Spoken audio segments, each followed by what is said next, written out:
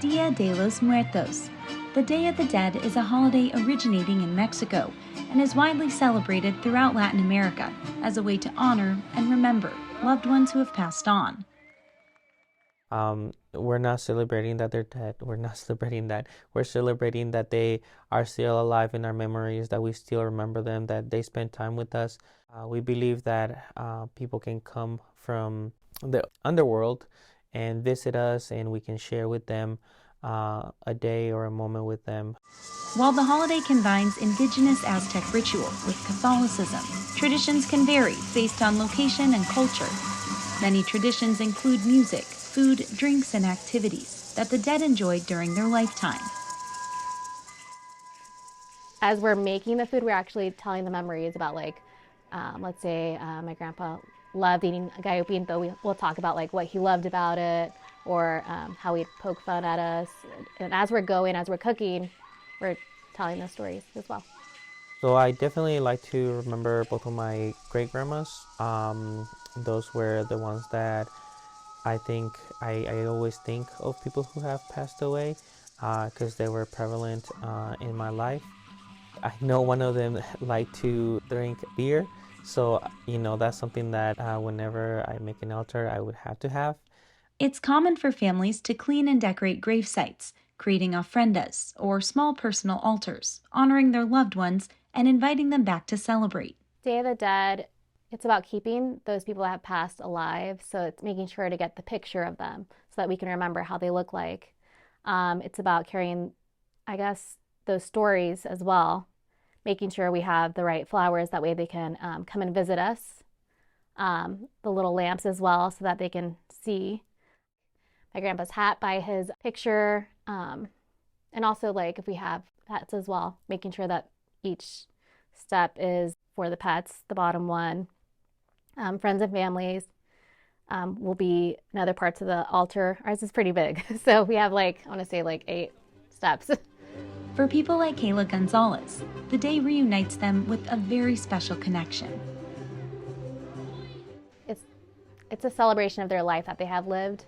And for me, since my dad has passed, I use this opportunity to get with my family, and we cook his favorite foods and just talk about all the memories that we have with him.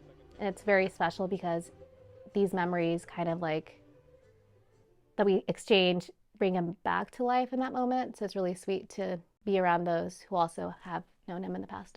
He was just very, very kind. So as a child, he would take us out to the store a lot, and we would go to the dollar store. So around this time, I always remember just going out to the dollar store, picking out lots of things from the dollar store. And we would play after that, and we would just come up with a whole new world after that. So I guess for me, my dad, he would always make something out of nothing. So we could be sitting there, but we could be flipping coins and spinning things around. During this time, I just remember to just make space and be happy for the simple things. So.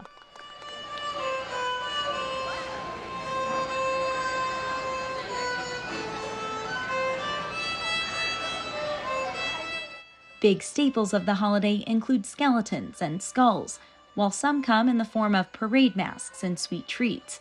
Irving Quintero shares these traditions can also carry life lessons. Another thing that people don't talk a lot about is that the way that Día de los Muertos become a bigger thing is because of the political.